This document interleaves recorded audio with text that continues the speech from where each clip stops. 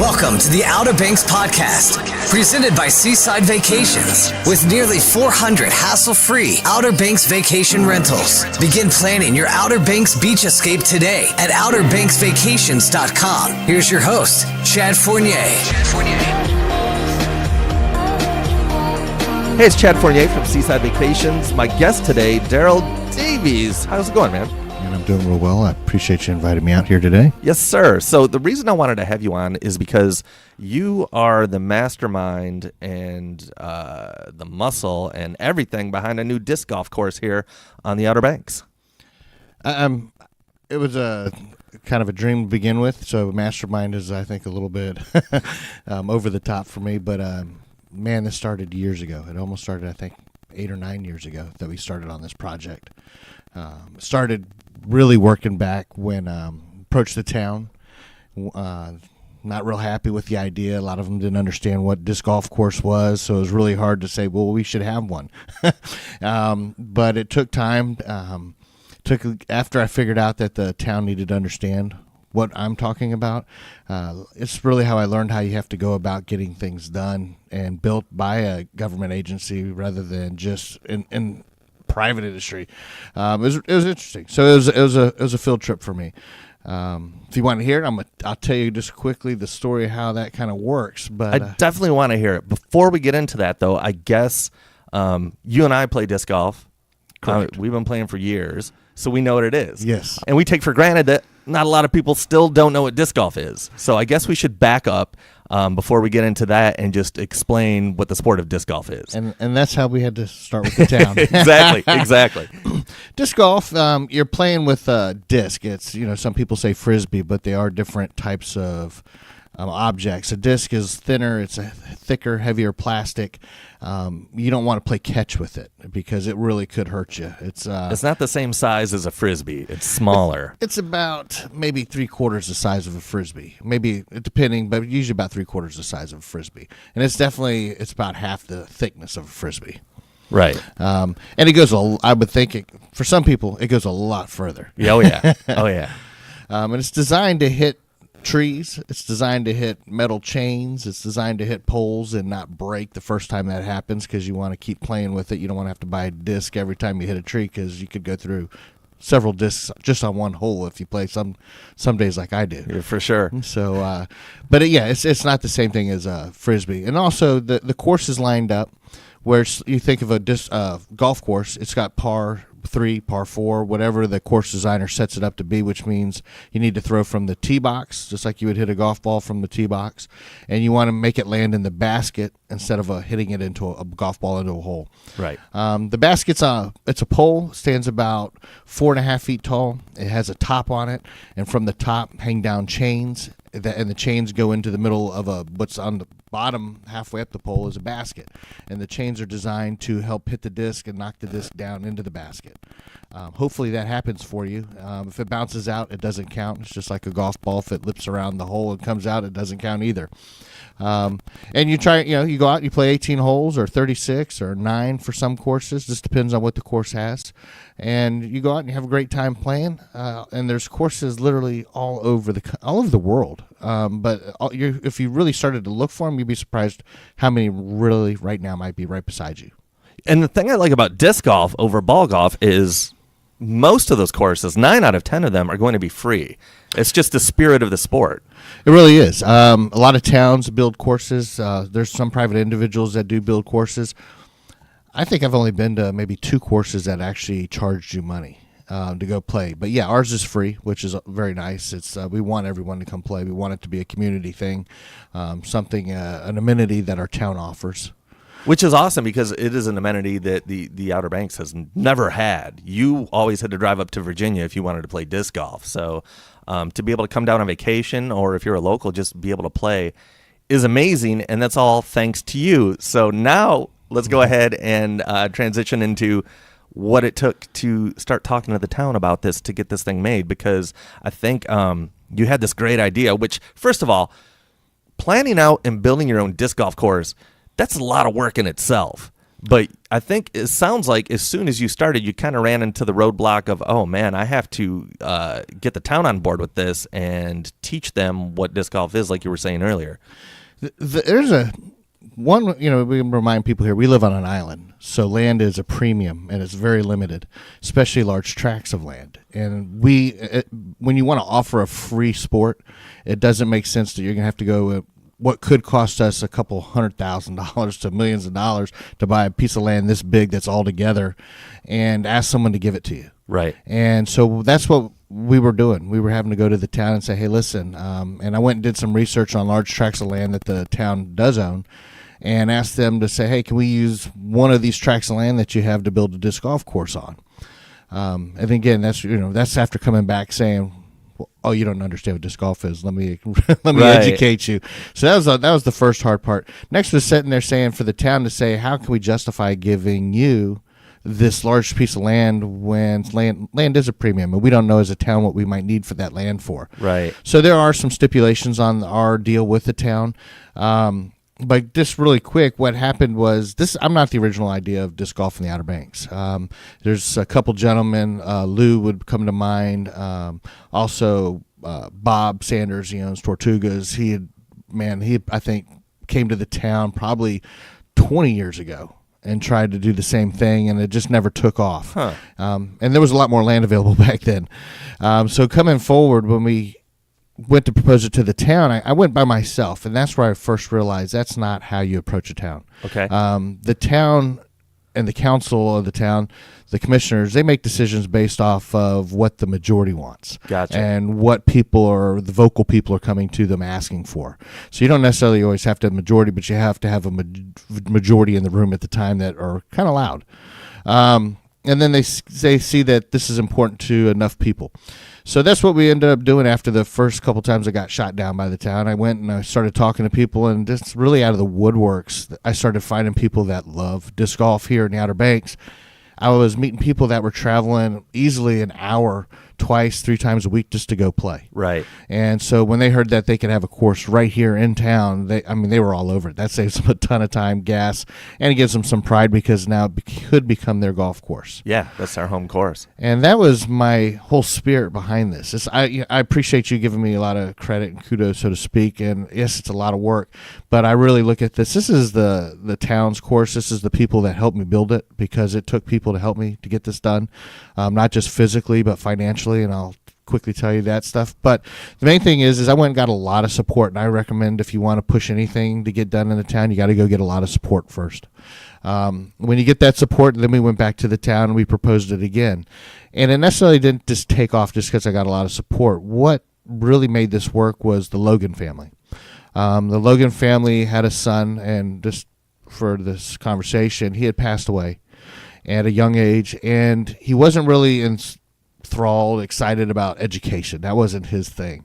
And they didn't really want to just go start a foundation on education when that didn't represent their son. And what he did love to do was play disc golf.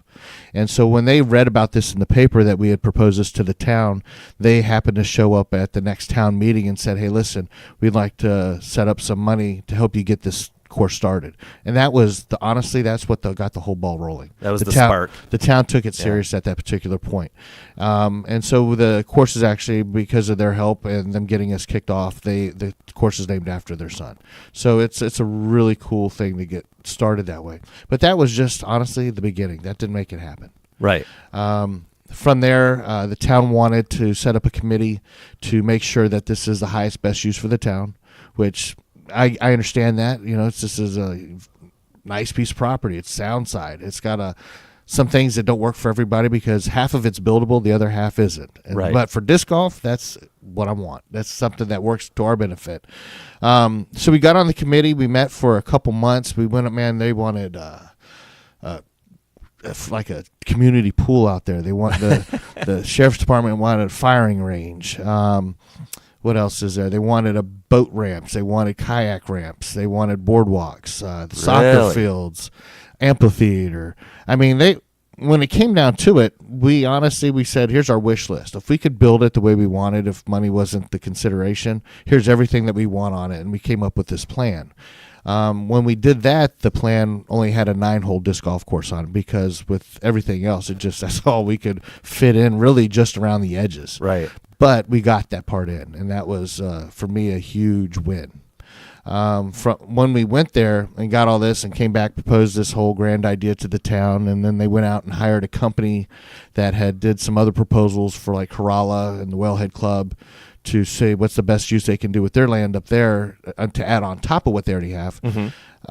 Disc golf came back into the equation again through them, so it just kind of reaffirmed everything. It really did. It reaffirmed that this is a really neat idea, and then they really had to take time to learn what the disc golf course was about.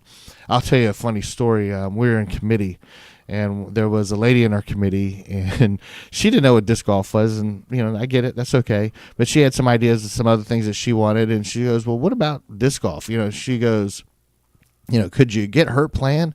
And me wasn't thinking. I was like, if you walk in front of someone throwing a disc off a tee box, it could probably kill you. And her eyes just lit up like, what are we building? What are you talking about? And I was like, I shouldn't even said that. Yeah. Oh my God.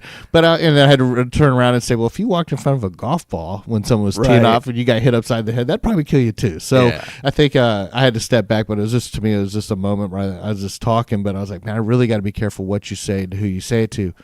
And that goes a long way. And that from that point has always been, be very careful if you want to get something done, find the positive stuff in what you're doing and be very careful. Even if you're just trying to make people aware of what you're trying to do, you got to watch what you say, because it can be used against you. And she just stepped back when she heard it could kill you. I was like, oh my Lord.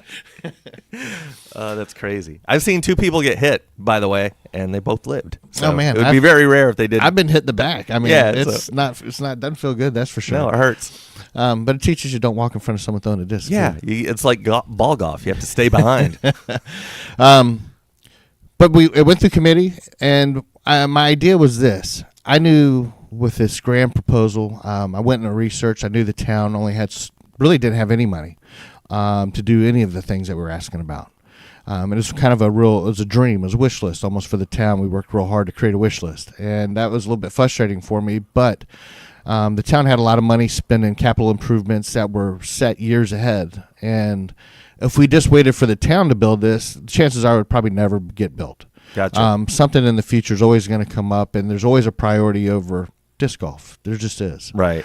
And so my immediate plan was, I need to find a way that I can get this paid for without asking the town for money, and I don't have to have the counselors or the commissioners put their necks on the line and have to deal with town people who said, you know what, I don't want you spending my tax dollars on disc golf. I don't like disc golf. I don't even know what it is. Yeah. And so I proposed to them that I went out, found all the costs that it was going to take to build it. I've never done this. I had an idea in my head, and I went and did as much research as I could, and I just put my nose to the grindstone, so to speak, and just went forward. And I went out there and I said, here's the cost it's going to take to build it. I gave him a real reasonable number. And I said, but here's the thing. If I raise this money myself and I don't ask you for any money, why wouldn't you let me build this on this piece of land that nothing's going on? No one's doing anything with the land.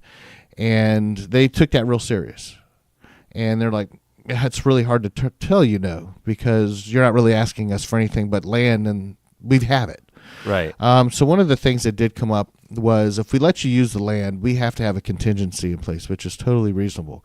If the town ever has an emergency situation where they need the land, and they could be for a lot of reasons, then we have the right to take the land back. But I was like, well, that makes sense. But if I get people, because I'm going to go out and raise money, so I'm going to go get sponsors, and the sponsors have an expectation. And if they give money to something, they can't just have it ripped away from them. And so what they did is we worked with the town attorney, and they said, all right, well, here's what we'll do. In the contract for the sponsorships that you create, we'll give you a 3-year sponsorship, and everyone starts on the exact same day. So they all end on the same day. And if we have an emergency that's not, let's just say it's something we can deal with, we'll wait for the 3-year contract to run out, and then we'll do what we need to do. So if we need to take some of the land back, we'll take some of the land back. If we need all of it, we'll take all of it. And if you need to rearrange it if that were to occur to make it still work, then you can go out and you can still do that. And honestly, I feel that that's fair because they're giving us something, which is land, which is extremely important and very rare out here. And we are still have to take in consideration we have a town to run. It has needs, and this golf course is not a priority over the town, and that's the reality.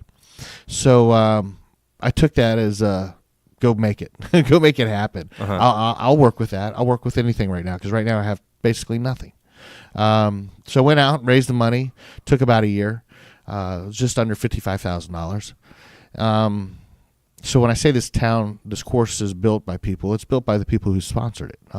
Seaside is actually one of our sponsors. Yeah. So I'm very proud of that.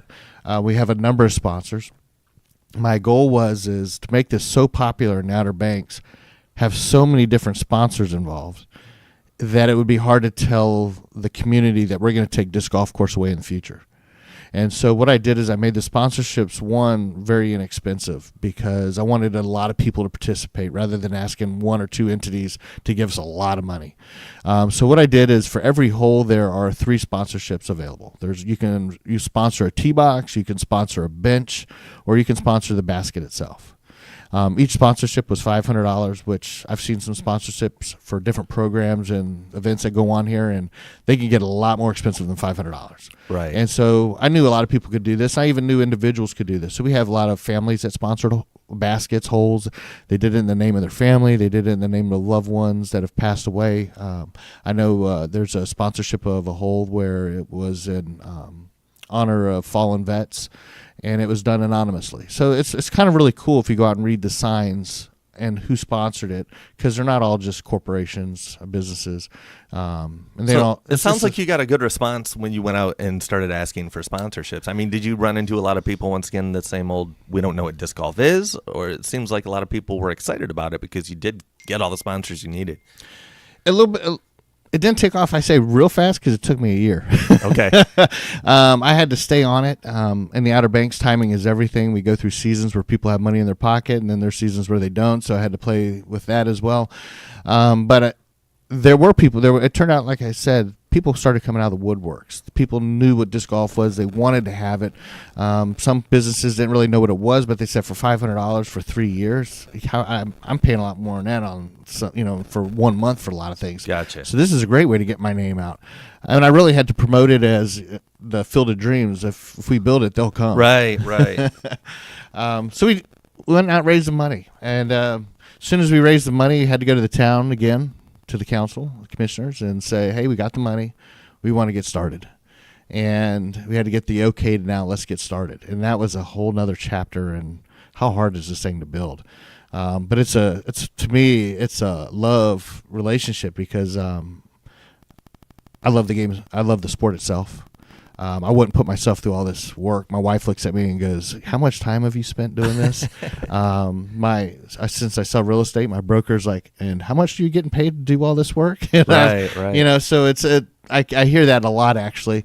But I'm doing it because I want it. And I want to do it because I want other people to enjoy it, because that's really my satisfaction, is saying I helped build this, I helped create this, and look at all these people that can now sit back, can enjoy it, and I can sit back and play it and sit there and say, look at this, it wasn't here before. Well, that's the thing, and the way it's most likely going to work out. I mean, I don't really foresee an emergency where the town's going to have to come and take some of the land back. You just basically are probably going to have a disc golf course that's here for years and years and years and years to come, and generations to come. And that's really cool to look at that and go, that was all, I did that. I put that thing there, and now it's going to be here for generations. I'm going to be honest. I know some emergencies that they could take it quickly. Yeah. I'm not going to bring them up. But my hope would be that it does stay around for a long time. And that's why I went and got a bunch of sponsors, because I would want the commissioners to have to look into every sponsor's face and say, we're going to take this from you. And when they see the numbers of all the people that come and visit this course, it's not even, it's playable and it's just about completed. But for a year, it hasn't been near completion, and we've been having people come play it. Right. And that helped me actually build it, because they helped walk down all the tall grass that was out there to make the paths. So I wanted them to come out. But the more people that come out and play it, the harder it is for the town to say, we're going to take it from you. I knew that. And so that's part of my big plan, is to get so many people out there. It makes it so tough to take it away. Right. So real quick, we started to get started, and we needed help. Yeah. There's big trees out there, and there are thousands of trees, and there was no paths. It was literally and I describe it like this because it's super honest. When you look in front of you, it was grass probably chest high. Yeah. There were trees, bushes, vines, thorns, and you couldn't walk through it. You literally couldn't take 3 steps into it, and you would just be entangled in just Well, a let's bunch of talk brush. about real quick, because you know what? I totally forgot to mention before we get into the building of it more. We didn't mention where this is at, and a lot of people are probably listening to this going, "Wait, this is the beach? What is he talking about? Yeah. Big trees and thorns? What woods are on the Outer Banks?" So let's go ahead and give the location of it. If you're easiest here if you know where Collington Road is, which is in Kill Devil Hills, the lifeguard station is right there on the ocean side, and you would make a right toward or a left, depending on which direction you come from, but you can head towards the Sound. And if you're going down that road with Collington, on the right, there's the monuments coming up, and you come up to a stoplight, and you're right there at Veterans Drive. And if you make a left at that light, it's going to take you past the high school on your right, the skate park's on your left, and you come to a roundabout. Take the first right out of the roundabout. Now the high school's on your right, the middle school, elementary on your left, and you follow that road to get to the football field. It has a roundabout dead end there. Take the first right out of that, and it takes you on a dirt road. It takes you around the backside of the football field. And if you follow that, you're going to see it right towards the end of the dirt road, right before you get to the town mulch pit. I get a ton of calls, people saying, well, where is this? I'm on my GPS, and they're about 2 blocks over to the right in Bermuda Bay. Yeah. And so I got to always direct them, like, you're making this big U. You just want Yep. to come back around, and you're literally right there. You just Basically need need to over. go down by the high school and just keep driving until you can't drive anymore. And Correct. that's at the end of that. That's So, right. Yeah. But, So, right and there it on the is a Sound- wooded area. So It is, and it goes butts right up to the Sound. So there's a few hundred feet of marsh between the Sound. You don't necessarily see the water, but if you're a developer, you would love that piece of property just because you could do a lot with it. So Right. that's why I say it's a really pristine piece of property. But it's also nice, and this is one of the things that the town loved about it, and a lot of the locals loved about it, is we weren't building it. We weren't building up. It seems like we're losing a lot of green on this island with all the development. yeah. And we're keeping it green. It's a very natural place to be. You're walking in the woods. We got a ton of people that just walk this place. They walk the paths. I don't know how many feet, or I guess there could be miles if you walked every path that we created out Right. there. But people just enjoy being out in the nature of it, and it's right up against Run Hill Dunes. So it's just it's a very neat piece of property. Well, that's one of the which I reasons encourage you to look at. people like disc golf in the first place, because a lot of people, if you have a course in the woods like the one you built, it's like a combination between playing golf and hiking in the woods. A lot of people like to hike in the woods. They do, and a lot of them are, I say, naturalists. They keep the course clean because they're not looking to trash nature. They don't throw their Now, granted, there are some people that do it, but there are people that go behind them, seem to pick up after Yeah. them. Obviously, we would love for everyone to not throw anything on the ground, but it's just neat how people take care of the course itself, just because that's what they feel they should do, because it's such a nice place to be. Right. Well, circling back to what you were talking about, so you're starting to build, and this thing is just, it's tall grass, it's thick trees. I remember I got out there like maybe a day, maybe 2. I'm sorry I didn't get out there more to help you, but you guys were running into like literally like walls of spider webs just across, strands of 2 trees. It was crazy. It was just like thick, marshy kind of jungle out there when you were building it. Talk about that. It was my first day. I'll never forget. I walked out there and I was by myself, and I was like, "What have I got myself into?" Right. I mean, I literally thought the hard work was behind me, and I'm looking at all this in front of me, going, "It's just getting started." So the first day was really a daunting look, and I was like, "Man, But my plan was, I just got to get started, and if you just get started, at some point, I'm going to get through all this. At the second day, a gentleman by the name Bob Sanders showed up, and I was like, "Sweet, someone's out here who's actually." Then he brought a little chainsaw with them. I got help. This is awesome. I know everyone said you need to get volunteers, but I told people I was out there. They just weren't showing up. Right. And Bob looked at me and he goes, "Well, where do we get started?" And he reminded me at the end of this, after it took us a year to build it. But if you went through, when you understand the story here, you'll understand why it took that long. He looked at me and said, where do we get started? I said, "We're going to get started on hole 1. And he just kind of looked at me and he goes, "All right." And so we walked through the woods I don't know how many times. I mean, probably 45 times we would walk trying to make what we thought would be the course, walk through it. Yeah. And I can tell you a number of times it was so thick back there, we literally got lost. And just like, I'm turned around, I don't know where I was. I can't tell where the tee box we thought was going to be now because everything looks the same. Right. And so we just got started, and we started cutting brush. We started cutting small trees, and one of our goals was that we're not going to cut down any live oaks. That's kind of the indigenous tree. They're beautiful. But what we were going to cut down just the pine trees. And there's a lot of pine trees back there, and they're huge, some of them. And so we went back there, we just started cutting a path for what we thought would be the first hole. And when we got through that one, we started cutting a path from hole 1 to hole 2. Then we made the fairway for hole 2 and cut through there. And when I say we cut, it was really rough. It was just like a path that you could just walk through. And we just wanted to lay it out, and we ended up just doing it till we went through 18 holes. And I remember when we got about hole 16, me and Bob were so excited. It wasn't near being playable, but we could walk 16 holes. There were just about 2 left. Like, come on, we just got to knock this out. And there were days when we were just like, man, I'm just so tired. I'm physically wore out. I'm sore and we ended up just pushing through it because like 2 holes, man, 2 holes. Let's get done. And we ended up getting it done. That was the basics of getting it started. We did work with some people who had equipment, and they came out there and helped us out. We had a tree company come out, and they knocked down probably 60 big trees for us initially. They brought them down, and then me and Bob ended up cutting them in pieces, and every tree that's been removed out of there, we carried it on our backs. Wow. We didn't have the equipment to use. People weren't giving it to us to use. The town didn't have equipment that we could use that they were comfortable sitting out there. That was a little rough, but the thing was, the more they told me I couldn't use this or couldn't use that, I was like, well, watch me get it done anyways. Just my attitude on how I get a lot of things done. It seems like in order to get that done, you'd have to have nothing but that attitude. It totally was. It's every time someone said no, that just motivated me further to keep going. But me and Bob, literally for months, it was just us two. And we would cut the trees down in pieces that were manageable. We literally carry them on our backs and carry them out of there. And we just went 1 hole at a time again until we could make it a little more wide open and try and clear out space. We did have some people. I remember there's some dentists from Atlantic Dentistry that love to cut things up with chainsaws, and the Hyder brothers. And they came out one day with their dad, and God bless him because he's in his 90s, and he's just a great spirit. And it was nice just to have him watch us do this and watch his sons. But we had all those trees that initially the tree company cut down, we got piled up.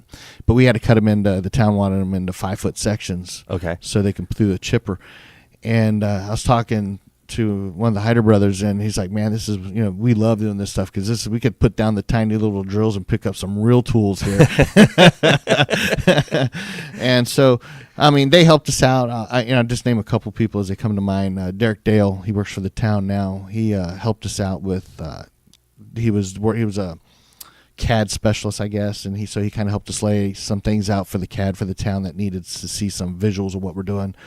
But anyways, we cut a lot of stuff down, and then we have a guy named he's from Duck. He has a landscaping company up there, and he says he's full, he's busy, so he's not looking for business.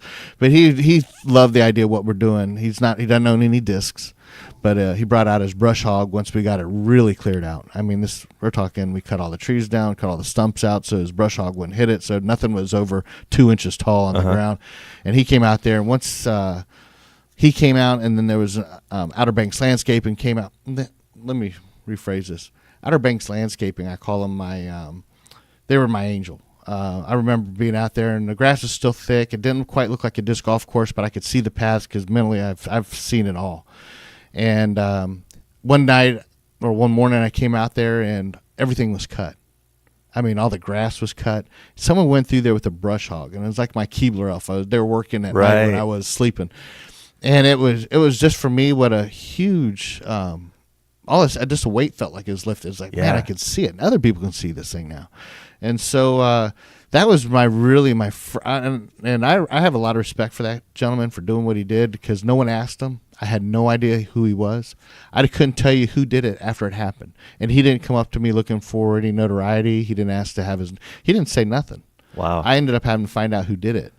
And so he was the man that really kind of inspired me, keep going, because showing up and having all that cut out, and I could now literally see the course. That was, to me, a blessing. You hear time and time again of things like that happening, and it just seems to be the type of people that live here on the Outer Banks. There's a ton of them. And if you work in the nonprofit industry, which I used to work with here, there's a lot of people that give. It's not a big community. I think we got about 30,000 people here. We have a number of nonprofits here, and they all need money to survive, and they survive by the people here who give. And so when I say there's a lot of people who give, there are a ton of them. Some give a little, but there's a lot that give a whole lot. And that's money, time, equipment, food, whatever they need to get what they need to get done to make their services work for everybody. It's amazing. It's an amazing community. Right. All right. So you went through, you have the brush cleared out. You've done the heavy lifting. Time to put in the baskets. 36 holes we have to dig. And that's how I was looking at it. I was like, oh my Lord, this is like another daunting task. We got all the disc baskets showed up at the town, and they were all in pieces. You got to put them together. So I was looking at that going, all right, and working with Bob, and I was like, I'm going to put so many together that I think we can put in a day. And I'm not going to do any more than that, because there's just so many sitting in here. There's pallets of baskets. And so we went out. It was me and him, and I think Lou joined us at this time. And we went out there and started digging some holes. And the holes are pretty big because you got to set this basket in it. And you got to remember, for every basket, you got to put concrete in the hole. So we had to carry concrete out. And the town helped us. I went and asked all my pool friends for those 5-gallon white buckets that they have left over after all the chlorine's been dished out. Uh-huh. And I said, can I have your buckets, man? I need them to fill up with water. And so I had a gentleman on my street, Mike Lowak, and he just kept supplying me with buckets every time he ran out, which were a ton of buckets. So every hole, I had a 5-gallon bucket of water, and the town used their gator. They would fill up the buckets for me, and then me and a gentleman from the town put a bunch of concrete on the back of a gator, and we just kept going hole, drop them off until we had concrete at every hole. And we had just so everyone knows, there's rebarb in the ground, so they're not easy to take out. But there's 3 bags of concrete for every basket. There's rebarb in the ground inside the concrete, and then the water. And we had to mix it and put it in and set it, and set it and forget it for a little bit, and come back about 2 days later, and just check it out and keep going. But every day we just kept going out there and putting in baskets, and it's. Again, they're heavy. I think they weigh probably 100 and something pounds a piece. Right. And you're trying to truck through the woods with this on your shoulder, and that's one. Right. And you got there's 36 of them out there. Well, and there's not quite 36. There is 18 and 9 is 27 baskets out there, but we have 36 holes out there. So that's another surprise that we did for people. But then the town knew about that, but I don't think they thought I could put 36 holes out there. Right. And it was just building it, going, why don't we have an alternative here? We got a little space. We got more than enough little space the way we designed it. But I was like, let's do it, man, because I love the challenge. So we made a 36-hole course. First, the general course is not easy, and I didn't want an easy course, but I wanted something that was a challenge. But anyone can go out there and play it without getting too frustrated. And then I got a pro course, and the pro course will wear you out. Not just in distance. It's not about distance. It's about skill, but it's going to wear you out mentally, physically, and it's a great challenge. And you can mix it up. You can play general and professional, and switch it out every hole if you want. Do whatever you want. But that's something else we added to the course again to make it. We wanted the best course here in the Outer Banks. We wanted people to come here and say, man, that was a good course. I want to come back and play. These are things that you had to take in consideration when building the course. I just didn't didn't make sense just to build a course and have it cheesy, so Right. to speak. I wanted something that people were like, man, this has been well thought out, and this is great. So we have some very cool holes. We can talk about a couple holes if you want in a minute, but it's a lot of planning went into this. So when you designed it, did you get any help laying it out? You just did it all on your own? Is this something where you kind of looked at the land on paper and said, here's kind of the course I want? It sounds like you may have more went in and designed the course from the ground. Which way did it go? A little bit of both. Initially, we went in by the ground because we just had to go in the woods and start cutting and kind of make it start happening. We went in with a drone, did some aerials to get some ideas, but it's so overgrown you couldn't see a whole lot. There's wetlands in there, so we had to play around some wetlands and create a flow to the whole thing. One of the questions between me and Bob and some other people, when you ever ask someone questions, everyone's got an opinion. But the question is do we want to just have 18 holes, and when you get to that 9th hole, you just keep playing to 10, or do you want the 9th hole to end up at the parking lot? So if you want to take a break or just play 9 holes, you could be done, right? Or you can grab a drink because it's hot or whatever, or and so my point is I want to end up at the parking lot. The best courses I've ever played, you end up in the parking lot after 9 and 18. And I'm glad you did that. And it took a lot of finagling to make that work. And I mean, me and Bob looked at each other some days, and he'd be like, "Man, you can't do that." And I'm like, "No, we can. I mean, there's more room here than you think." And he was like, "Oh, you sure?" And I'm like, "Man, you got to trust me." And a lot of it was trust me. Those famous last words, trust me.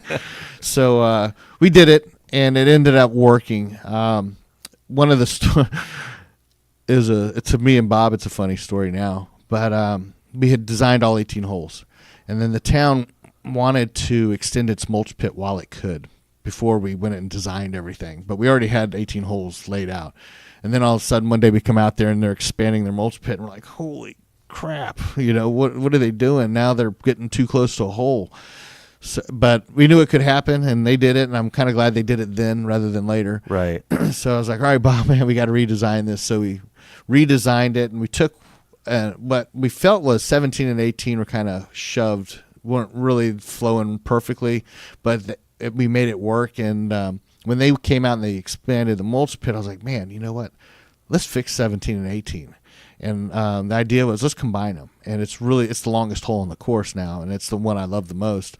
So we created 17 and 18 into 18, and we've made a new 17. And it worked out around the mulch pit, and it actually worked out better. So it's one of those things that by accident we got a better result. And before we got the baskets in, we had the white buckets out there. I don't remember if you knew if you. I remember that, and I was going to say, I mean, you guys, you got the baskets in, and you had the buckets out there to mark where the tees were going to go. And I feel like that was the point where people just started coming out and playing. People, they were just kind of dying for disc golf, and they just started playing it. They did, and even actually before that, before we put the baskets in, we put white buckets for the tee boxes. We put white buckets in where the baskets were, because we wanted to really make sure that it made sense. So we played the buckets, and we were asking people to come out and just throw at the buckets just to get their opinions on things. So we had buckets everywhere, and people were like, man, I'm getting confused because all the white buckets. And we spray painted numbers on them and things like that to make it somewhat visible to see what's going on. But it was an organized mess. Right. So anyways, this guy calls Bob up, and he's saying, hey, man, I'm out here, and I'm trying to follow the back 9, and it seems like there's 10 holes or something, or there's something else. I'm getting lost, or I'm getting confused where to go. And Bob calls me up, and I remember I was driving down the road, and he's like, hey, Daryl, one of my buddies is out here, and he says there's 10 holes on the back 9. And, man, it took me like 2 seconds, and all of a sudden I just lost it. I was laughing so hard, and then I could hear Bob start to laugh on the other end. I was like, holy crap. I said, you remember when we had to rearrange 17 and 18, and we told ourselves, well, here, let's just leave that here for now, because now we made a new 17 and we got rid of an old hole. We never picked that hole up. And it got to the point where we had the basket on the course. And so there were really 10 holes on the back 9. Right. And so we had to go pick that, because we're like, man, this is when installing the baskets occurred. And because I even was talking to Bob, saying, man, I think we got shorted a basket on the delivery of all the baskets. And it was in the ground. And, man, it was just funny because it just reminded us of, the path of from beginning to end, how we got there. And this at that last day when we put that last basket in, and then all of a sudden Lou showed up. And he had these homemade T-box markers that he went on his own, was at home making T-box markers. He already had in his mind he's going to help him do it, and this is what he's going to do. And he showed up, and he just started putting in the T-box markers for us. I was like, man, God bless him. That's awesome. Because I didn't have to ask him, and that was, for me, felt new, because I'm always having to ask people for something out here to help me do this, or got any equipment we can use, or you got money that you can help sponsor us with. And he just showed up and he just took ownership of it. And I don't want anyone just to come out there and just start doing things on the course. But that was something that you couldn't go wrong on. Right. We already knew where the tee boxes were.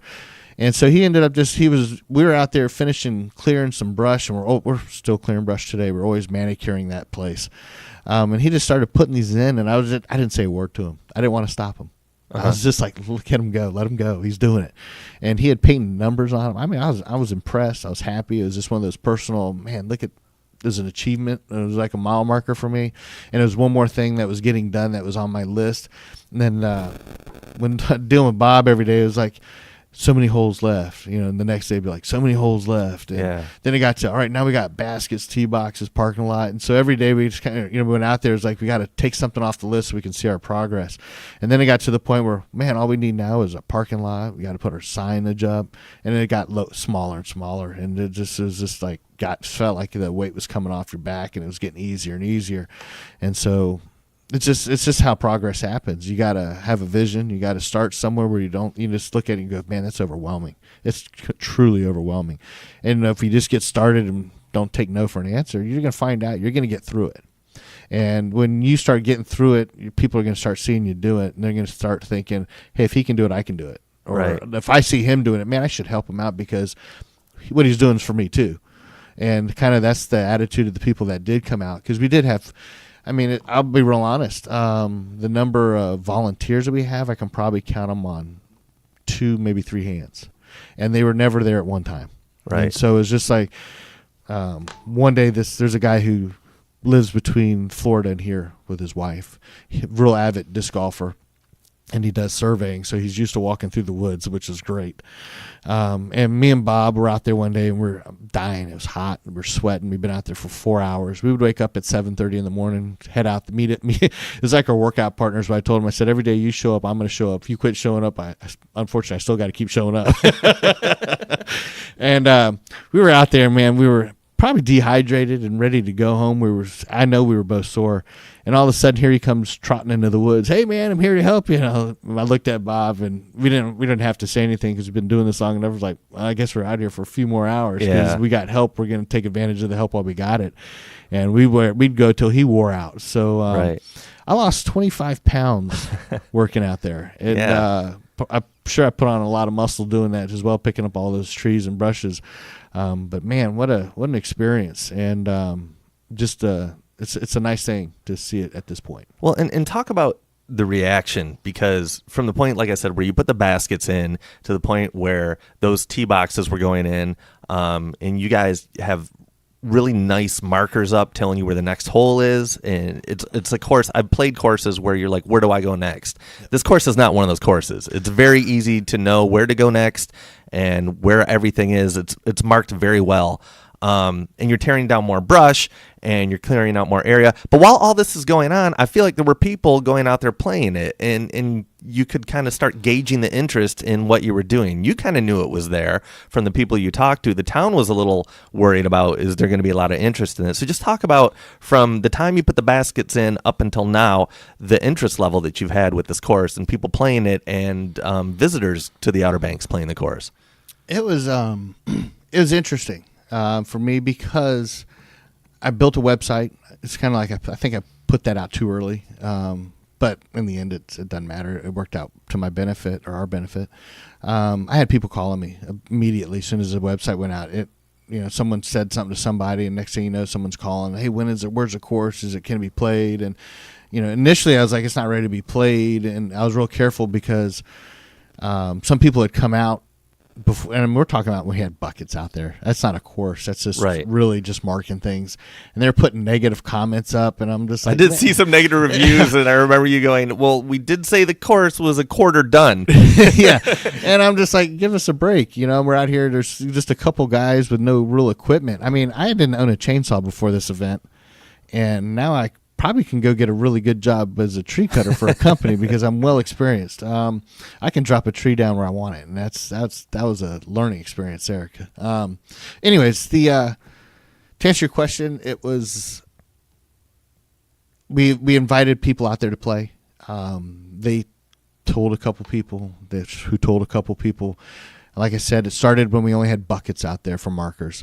And we wanted them out there because it was hard for us to walk through there and kind of always see everything. But if we had paths, it would make it a lot easier. And we knew if we just had foot traffic, it would help us knock it down. And that's kind of what happened. We had these little narrow paths out there. But that was enough. And the more they walked back there, that was part of the thing with putting the buckets instead of baskets up so fast, was we could see what worked.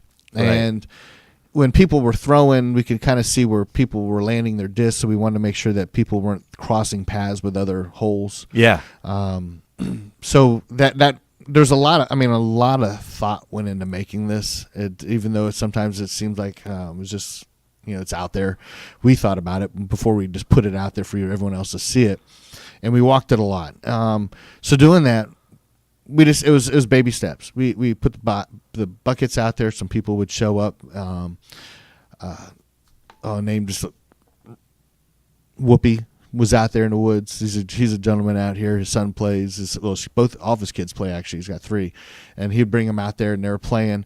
And he's trying to, and they're giving me input, which was what we're asking for. Creative criticism, not the tear me down, because it's not a playable course yet, like we were seeing on the website. But anyway, so it kept adding up, and we see a couple cars here, one car, and then you start 5 or 6 cars out there. I remember we didn't even have all the baskets in, and I counted 18 cars out there playing disc golf. And Bob's just shaking his head like, I don't think we're going to have a problem with people playing. Yeah. Yeah, that's that vindication right there of what you were doing was going to matter and make an impact, and there were enough people interested in disc golf. And it was cool because from my point of view, it was really cool because it wasn't, to my perspective, it wasn't near done. I didn't think it looked good. It wasn't really. There's still tall grass in some places, and people were playing it, and they were just like, "Man, I just want to go play." And I mean, that's the love of the sport. But that was what people in the Outer Banks were wanting. These are locals that were going out there playing, because most of the time we're doing this in the wintertime when it's easier to get through. The foliage is dying down a little bit, where you can get a lot more done. And so these are definitely local people going out there just enjoying having it being built. And that was awesome. Even though most of them didn't come help us build it, it's okay because I saw them playing it, and honestly, that was why I was doing it. And so it didn't matter. It didn't matter to me. Now I love their help, and I always love your help.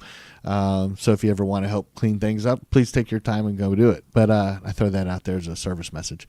But it's just one of those things. It was the development of it. It was natural, so to speak. And I keep using the Field of Dreams. It really was. As we were building it, they were coming. Right. And they helped design the course, if they knew it or not, by watching them play and how they threw and whether we were able to cut through on certain holes because, like I said, there's some wetlands back there, and so you don't want to walk through water, and you don't want paths that are going to get flooded. Unfortunately, this is a very low-lying area, and if you have torrential rain, like we had the 17 inches of rain, it's going to get flooded. You have a hurricane that comes up there, it's going to get some flooding in there, but it drains off pretty quick, and we still got more to build. I don't know if you know, but we got the wood for all the raised walking paths we're going to build. I just see that path that you were talking about after hole 9 that connects back to the parking lot. You guys made that super nice. How do you like that? Oh, it was awesome. Walking by there, it's just like what did you put down there? We had the parking lot built, and again, it's all about cost. So we didn't go with a asphalt parking lot. We went with a crush and run parking lot, which again, keeping it natural, it makes more sense. It's permeable. So we built the parking lot, and while they're building the parking lot, my whole thing is I only want to build it once. And I only want to ask once for what I want. So let me tell you what I want. I'm going to give you everything. and part of that was this walking path. If you had played hole 9, the parking lot would grow over with these cattail type of plants. Yeah. But man, they aggressive. I mean, they just fill in. They got to the point. Again, this has taken us over 2 years to build it, and we're building it by hand. We're manicuring it by hand. So during the summertime, you couldn't get through there by the end of the summer because it was just so thick, and even if we cut it down, it would grow back so fast. It's kind of scary. You just don't know what's going to jump out of that. These cattails are 8 feet tall. I mean, it really filled in. So I wanted to have a tractor be able to get back there in case we need to get a brush cutter back there. And so when we were asking for the parking lot, I asked for them to go ahead and give me a quote on bringing fill in and putting crush and run on there, so it helps keep the growth down.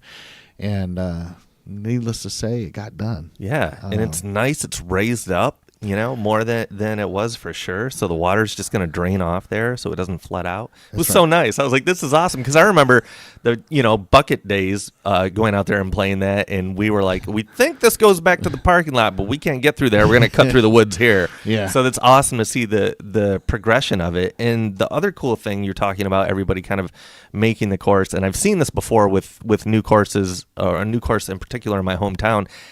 People will... the course over time just starts clearing out magically along with all the stuff you're doing just from the people playing it. Like, this stick just, killed my shot. It's going to die now. So that gets removed and everything just it's kind of beat down and widened out. It's really cool to see. Real cool. A couple things. Lou and Bob Sanders, they live here now, but they went to East Carolina. And if you ever went to East Carolina and played their disc golf course, those two gentlemen were the originators of that course. Oh, wow. And a lot of people have no idea. So they built that course. So they obviously had some knowledge. Now, Lou didn't get involved in what we were doing until late in the game. But that's fine. That's just when he came in and got involved. And there's some cool things he did once he got involved, and I'll tell you about him. But Bob, when you play a lot, you kind of know what you like. I used to organize the Beach Music Festival, if you didn't know that. And just how this works into this is the JCs used to organize it, and they were dropping it. They were, for whatever reason, they weren't going to be able to carry it on. And I've been going to Beach Music Festivals since I was a child, and I love them. And when I heard they weren't going to be able to do it, I was like, no way! I love this. This is something I want to keep going to. I used to go to the Emerald Isle Beach Music Festival for years, and I told my wife, I was like, man, I got to keep this thing going. And she was like, what? And I was like, yeah. And I was like, she goes, what you got? I was like, don't worry about it. I'm going to get it done. So I went and 3 months, I raised all the money to do it. I got all the banners designed. Got all the vendors involved, and I put together a huge beach music festival in a couple months. So this is an MO in your life. I think it is. Things like, I want this to happen. I'm going to go make it happen. And people saying, you can't do that. And I was like, no, watch this. I can do it. I got the vision in my head. I know what I need to do. I can see the process. So it's just the same thing. It's just if just go get it done. But when Lou, going to Lou, and I know I'm getting off subject, you're asking about the directionals. After we built the course, one of the things with Lou and Bob was really a thing. He's like, man, we got to make sure people know where to go because that's aggravating when you go to a course and you get lost. And so aggravating. And so he goes, you got to make sure you have it. So one day, me and Bob are out there cutting, and you see Lou again, just like he brought in the T markers. He's out there with little arrows he created at home. And you see him out there just tacking them on trees, so you knew which way to go after the end of the hole. They're great. So that's Lou. That's a Lou deal. He knew the part of the. He's played courses before, like that Fun Junction one in Elizabeth City that's since been shut down. That had nothing. You didn't know where to go next. He's gone through that. That's why he came and he marked everything out so clearly, and it's super appreciated. Lou, I like Lou a lot. Lou had a lot of knowledge, and it's the things he's not a big talker, but it's the things he doesn't say and the little that he does, and you got to pay attention to it. And there are certain things like that he would talk about, and and all of a sudden you see him getting it done. If you go to hole 16, you see that little tape in the top of the pine tree. Yeah. That's exactly 300 yards or 300 feet, so you know where 300 feet is. And it's a wind directional that he put up, and it's on It's a little orange ribbon. It is, and there's a fishing pole in there so he can wind it down. Oh, really? It's, I mean, just little things like that. He's hidden some things on the course, so if you find them, he has Easter eggs hidden on the course. There's some frogs. There's a pair of frogs that are sitting on the course that are hanging out together. Anyways, it's funny stuff that he's hidden, and there's some other funny things I saw people put up there, but. We had Advanced Trees come in. They helped us initially. When I say they cut down the major big trees, not all of them, but they cut a large number to get us going, which I'm very grateful for. And they're one of our sponsors. But also we had a Nova Disc come out after we had laid out the course, and they had some ideas, but they affirmed, here, push us over just a little bit to the out of bounds, closer to the out of bounds, to give it a little bit more. If you screw up, it's going to cost you type of a result. And so they helped out in just tweaking 2 holes that actually worked out to be better. So they came out and helped us out, and they're one of our sponsors that you'll see on one of the holes. But then we had this gentleman, he was 60 years old, with another guy that came out there, and they're from Maryland. And I happened to be out there, and every time if I'm out on that course, I'm going to come up to you and say, "Hey, how are you doing? You like playing?" I'm just going to approach you. I want to see your response and just talk to you. You're like the head chef in a restaurant. Yeah, I am. Meal? Yeah, exactly. I do that. Just I want to go talk to you. Anyway, so they came out, and I immediately introduced myself, and he let me know that they have 2 courses in Maryland that it's on private land. It's theirs. Right.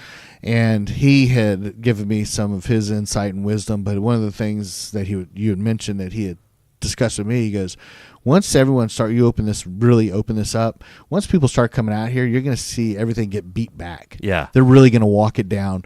And right now your paths are about 3 feet wide. I guarantee you they're going to be about 8 feet wide by the time they start beating it down. And you see where if you throw the disc, it lands just off to the side. It's a little bit brush. He goes, don't worry about that. They're going to start clearing that out for you because they're going to start getting their discs out of there. And he goes, so it's naturally going to clean itself up through the people doing it. And he couldn't have been more true. It's so cool to see. It's so cool to see when that happens. And it's just, so now what we do is we go back there, and some days we go back there with no discs. And we'll carry our chainsaws, we'll carry pruning knives, pruning cutters, and we'll go back there and we just keep clearing things out. We want to refine it. The goal is in about 10 years is to see just pretty much a live oak forest, but just clean. If you go back there, you may see some, nothing like what it was, but there used to be vines. They grow from the ground up, and I've never seen anything like this until I was back there. And they're thick. They get to about 1 inch in diameter, and they're thorny. And they grow up, and they grow right over the trees. And they were killing a lot of the live oaks. They're just there's another plant you see on the highways that just smothers trees and kills them. And it's doing the same thing. So we have to go back there and just clear those out. And when you do, you're like, man, that tree. I mean, it's a beautiful tree. It's I'm not that, what do you call it? I'm not a tree hugger. I'm really not. I mean, I appreciate nature, and I try to leave it better than I found it. But I'm not just the person who's just going to come beat you over the head about how nature's got to survive and be better than. But I go out there, and me and Bob's the king of cleaning these up. I mean, he sees a tree and he just goes to town. He can't help himself. But we go out there, you cut them, and you got to come back about 2 weeks later after the vine dies, and then you got to pull them out of the trees, and all of a sudden you're like, man, that tree, it's an awesome thing to see. And so we go back and we prune a tree at a time, and we prune bushes back. And if you go out there right now, it looks like a mess. It's I say that because of what I've seen and what I know it needs to get to. But as soon as the fall gets here and the foliage cuts back, you're going to see us out there with a lot of material, cutting stuff back, cleaning it up. So by next summer, it's going to should look awesome. But it's just one of those things. It's always been a process. I'm not in a hurry where I got to rush it, so to speak. As long as it keeps going forward, it's me. It's good. There's not a whole lot of people doing it, so that's why I got to say it's got to do it on their time and our time. And if you want to jump in, then it's your time. But it's one of those things. Please don't ever cut down a tree out there. I had to ask a gentleman to leave because he just was cutting trees down that he shouldn't have done. He was told not to. It blew my mind. But I asked him just to come back when it was done. He can come play. Just leave the chainsaws at home. Wow. But anyway, so it's a people's course. and I want to keep it that way, and I want everyone to enjoy it, take pride in it, keep it clean. If you see us out there working, if you got the time, jump in with us. You're more than welcome to. But the main thing is just enjoy everything that's been done, because there's literally been a lot of sweat equity put into this thing. Right. And proud of it. What percentage would you say is complete right now? Last time I was out there, I saw a cement tee box that was new. Yeah. And I imagine that's your plan for all of them. Although the little tee markers, I enjoy those too. I think it's just fun playing with those. But the box is super nice. So what percentage are you at as far as completion? Percentage wise, my opinion is we're about 80%. Okay. Again, just like where to put the baskets, the tee boxes are another big issue. And if you're don't think about these things because you don't have to, because you're not building a course, so to speak, what's the proper material to put down for a tee box? Do you use concrete to make concrete tee pads? Do you use mats? Do you use just cost effective? What works? There's these companies that sell these mats that you can put out there that are kind of rubbery and they're textured. Some people want a crush and run. If you talk to different disc golf companies, they have their own opinions. Because you're on a sand base and you got to worry about things getting eaten, the sand being eaten, erosion, things like that. Right. It's just what works, and you don't want to. My whole thing, I remember growing up, and there's just that gestalt moment, and I think it's when you do things twice, 3 times because you don't do it right the first time. You just kind of, as a kid, you're like, oh man, I want to do it. So you do it kind of half-ass, and then you got to get called in by your parents. I told you get it done and do it right. So you do it again, and I don't know how many times you got to go over that, but I remember I was a pretty stubborn kid, and I would have to do some things several times over. And one day, it just hit me. I've heard it. How many times have I heard it? Do it right the first time. Right. And it just all of a sudden it made sense. Spend a little bit more time, a little bit more energy. It's not a whole lot. And do it once, and it's a lot less energy and time than you spend doing it twice. That goes for that path going from the parking lot to the 9th hole. It's like, get it all in there now. Do it right. Yeah. So we were looking at the tee pads, and we want to get that done right. So we've got the first concrete one in there. Bob was a little bit hesitant on tee pads that were concrete, but he also at the same time was like, they could work. I don't know. But do we want to lug all that concrete back there? Because it takes, it's a ton of concrete per tee pad. And you can't drive trucks back there.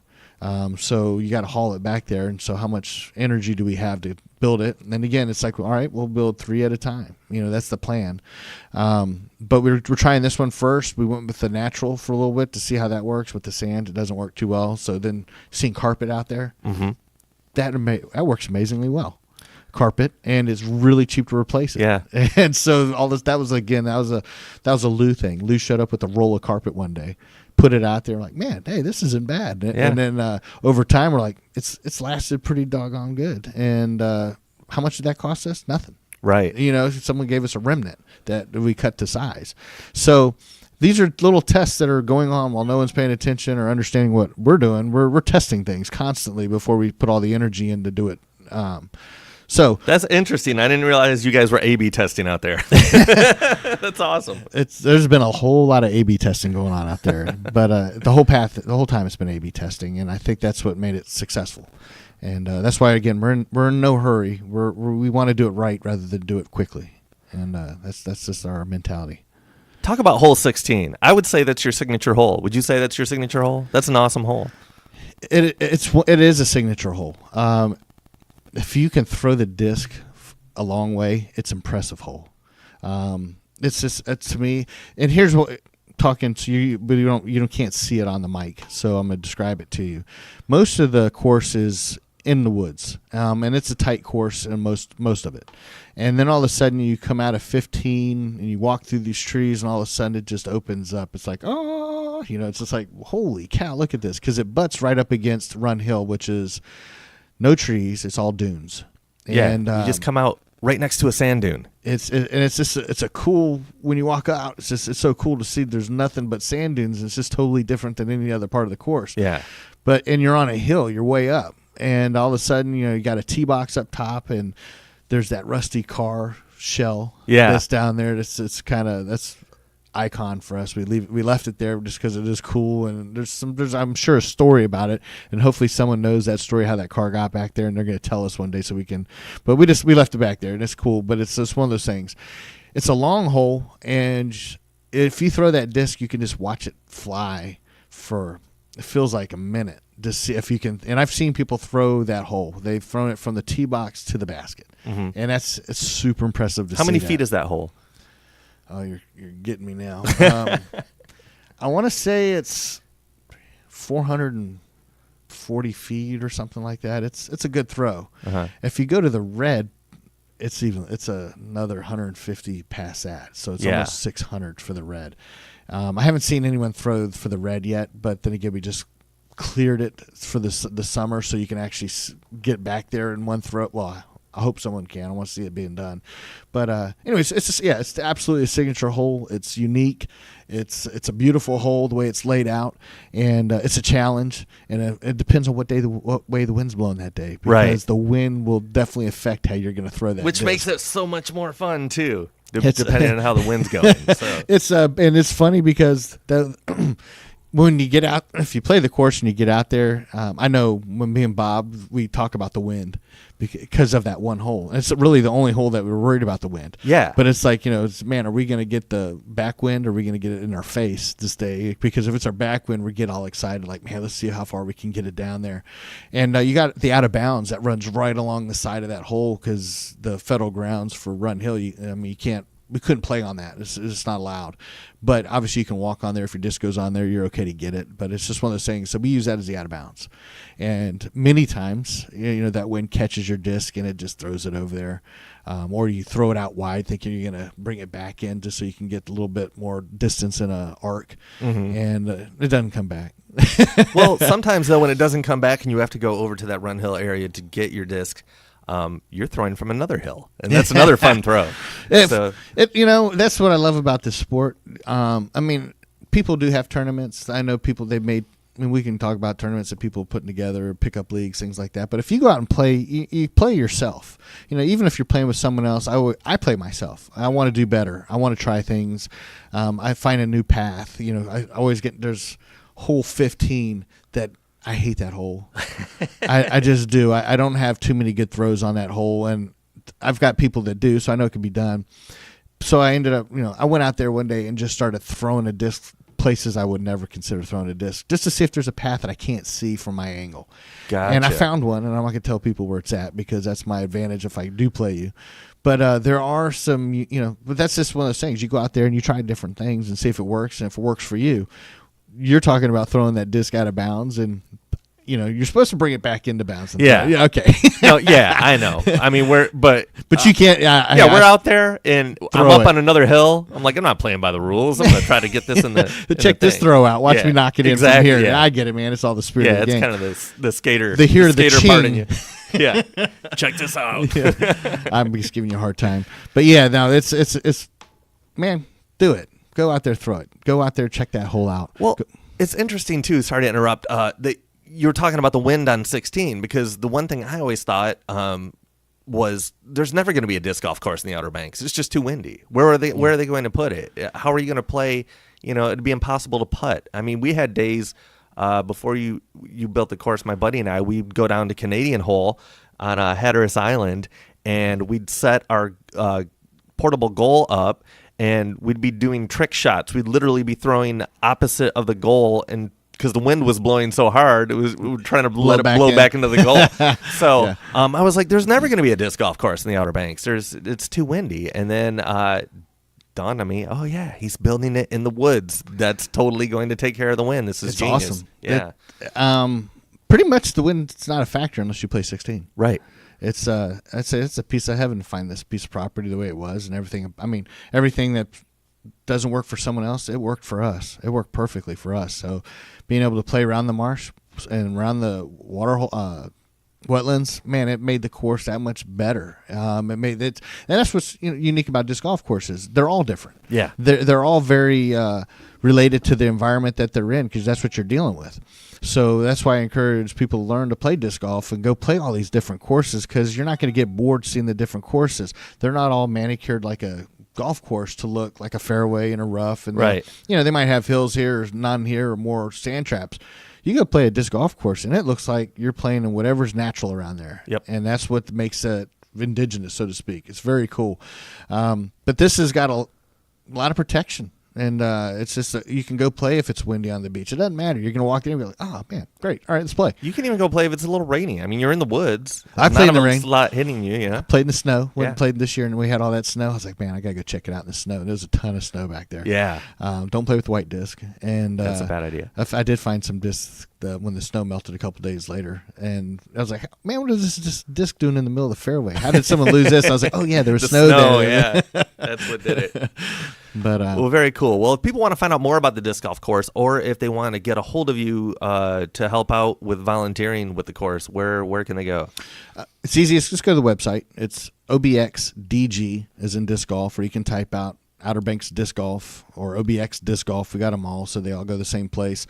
It's pretty much takes you to a Facebook page, so you can go on there. I encourage you to take pictures of yourselves, your friends playing disc golf out there. Put them up there. We want to see you out there. Tell us where you're from, because it's interesting to see all the people coming from who knows where. I mean, they're coming from everywhere to come to the Outer Banks. Yeah. And they're bringing their disc with them. You can buy discs here, so if you contact us, we'll put I'll do it today. It needs to be done anyways. I'll list some of the places that are now carrying discs, and most of them are all of our sponsors anyways. So that's why they should be put up there. But anyways, what? Email me that, and we'll put it in the show notes too. Cool. Yeah, I'll be happy to. But anyways, yeah, OuterBanksDiscGolf.com. My phone number's on there if you need to give me a call. I get about, honestly, 10 calls a day. How do I get to this course? And my next move I'm going to do today is I'm going to put a better map. And I'm also, I was talking to my wife about this. Well, she was talking to me about it, actually. I'm going to transfer the number to the town so the town can start seeing how many calls we get a day. That's a good idea. So let them tell people where it's at. Yeah. Maybe that's I might. a really good idea. Actually, I'll hold the map off for a little bit longer and let them see all the calls that are coming in, because I get a ton. I got a call this morning at 7 a.m. You know what, though? I woke up. It woke me up, but as soon as I jumped on that phone call, I was excited. I knew it was a disc golf call. 7 in the morning. I'm like, yeah, where are you at? You're in Bermuda Bay, aren't you? Let me tell you how to get there.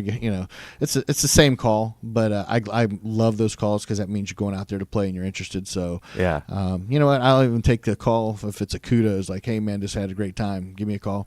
I do sell real estate in the Outer Banks. That's what I do when I am working, and I work a lot. But when I'm not cutting holes and paths, I sell real estate. So give me a call about that. That'd also impress me. But anyways, that's just my own plug. I guess one thing I may have forgotten to ask too was, how is the town?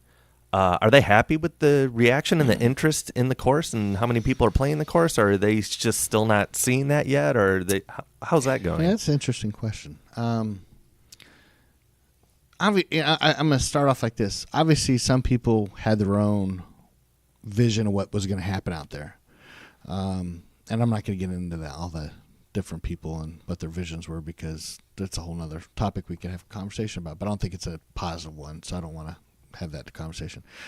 But the people who like it, they love it. The people who wanted something else, they're not so excited about it. Yeah, so they're looking. Gotcha. And I think that's with anything. Yeah. But as far as the town, there's not a lot of. I don't think any of my wife has played disc golf a couple times because of me taking her out there. She's not been to our disc course much, which is I go all the time, but she hasn't been there, but once or twice to actually see it now where it's at, which is okay because she doesn't play it all the time. She's we got our boys and we got a lot of things going on in our life, but a lot of the commissioners don't play.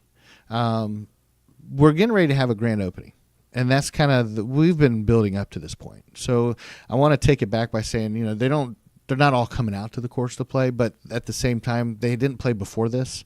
But we're getting it ready for the grand opening. So when they have the grand opening, they'll be like, whoa. And that's kind of the thing. You don't want to take someone in real estate. I don't want to take them to a house that's being remodeled in the middle of the remodel. Sure. Because the vision is not going to be the best vision, and they're not going to see what the person remodeling is going to bring to them when it's done. So I don't want to bring them out there too early, and I don't want to encourage them, hey, come out here, check it later. And I'm like, okay, disc golfers, they love it. But for the people that I really want to impress, which are the people who gave us the permission and the ability to do this, I want it to be ready. and I wanted them I was just to be wondering like, if wow. they were noticing that people were using the course. Like, it seems like that was a concern of theirs ahead of time. There are definitely some townspeople that see it because, like the groundskeepers, they see it because they're back there. And I'm sure you've seen, before we had the parking lot in, there would be no place to park. I've counted as many as 28 cars out there in an afternoon. It would be full. At lunchtime. I'm seeing more business people coming out there playing disc golf, talking business. And, let me say this, why not? It doesn't cost you anything to go play. Right. So you save the money doing that, and you get real close to, you're just walking and talking. It's a great place to just talk to people and have a good time. Do some business out there, yeah. So the groundskeeper seeing it. Some of the townspeople are noticing it. They're hearing about it. That's what I was saying. Wondering Because if word was getting back to them. It's definitely getting back to them. Have they been back there to see it though? That's I think that's a different reality. I can hear about it all day, but when you go back there and you see it, then you're like, whoa, right? Because all of a sudden there's nowhere to park. We built a parking lot. We're already exceeding the parking lot. I mean, it's just the way it's a great thing. And it was fun. We had this discussion before we built it going, it's not going to be big enough, but at the same time, I was like, that's all the money we got left for that. We had budgeted for this, and that's what it is. Well, don't you kind of still have overflow parking, I would say, in where people were parking before you built the parking lot? We do, but that's starting to fill up as well. That's filling up, yeah. So, that's good. but guess what? That's what we wanted. Right. If not having enough parking, that's a positive problem. I'd rather have that than an empty parking lot. So we're doing it right, and the town is noticing it because it's not a negative thing. It's just that we haven't really said, "Hey, come on out, take a look at what we've been building," because it's not done yet, right. and not done in my eyes. We're getting ready. We're getting ready to put up the final sponsorship signs. We're getting ready to put in the. Listen to this. Bob, who's been out there since day one with me, out there literally every day with me, he sponsored the practice basket. Guess what basket's not in yet? That one? The practice basket. It was the last basket to go in because we always had to wait for the parking lot to be built so it wouldn't get knocked down. And gotcha. So we got that. The Porta-John's coming out there. That's a requirement. Now we got the parking lot in there. That's kind of getting finished. I noticed they just put the train ties out there. They're huge, man. If you park your car up against them, you're not going to hurt those things. I'm worried about the cars. And then we got to go back out there and clean up. That's going to be an annual thing, or more an annual. It's going to be a reoccurring. Go out there, keep it clean. But we're looking at buying walk behind brush hog and a lawnmower, so we can keep it clean and not use our personal equipment and damage our house equipment. Because that's what we've been doing, using our home equipment and tearing it up. But guess what? We got a disc golf course, so it's all good. Well, and that's the thing. I want to make it clear, too. Like, you can go out there now. You can play the course. I mean, you say it's 80% done, but you can go out there and have a blast. It's a fun course. Everything's clearly marked. You have your regular, tees and baskets. You have the pro ones, if you're a little better. So you can go out there and have a good time right now, for sure. You don't need to wait until it's 100% complete. I just think you're saying once it's 100% complete, it's going to be a bomber course. And again, you're talking to someone who's very critical of every step of getting this done. Yeah. So, as far as playable, it's 100% playable. Yes. As far as done with everything that we have in our plan, it's about 80%. But that's good because when we're done, you're going to be, like you said, you're going to be like, wow, this is a really nice course, a well thought out course.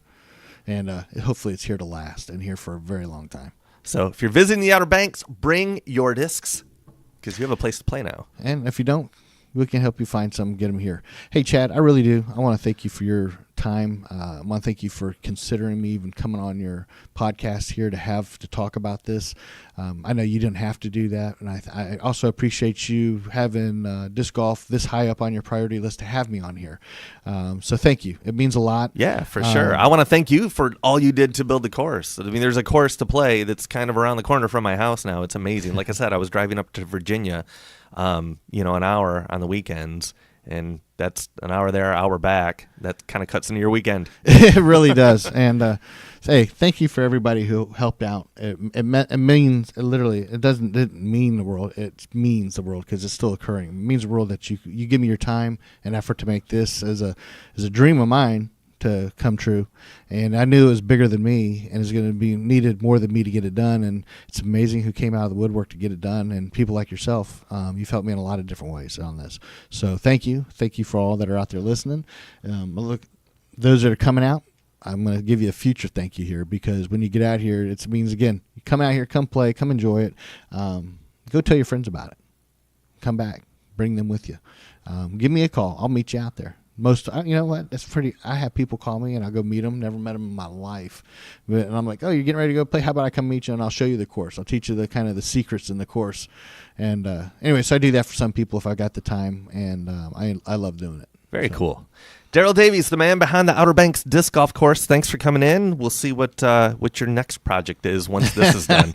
Probably going to be just to take a break and enjoy what I've been working on. My fruits of labor here. You might want to take a year nap. Thanks, Daryl. Take care.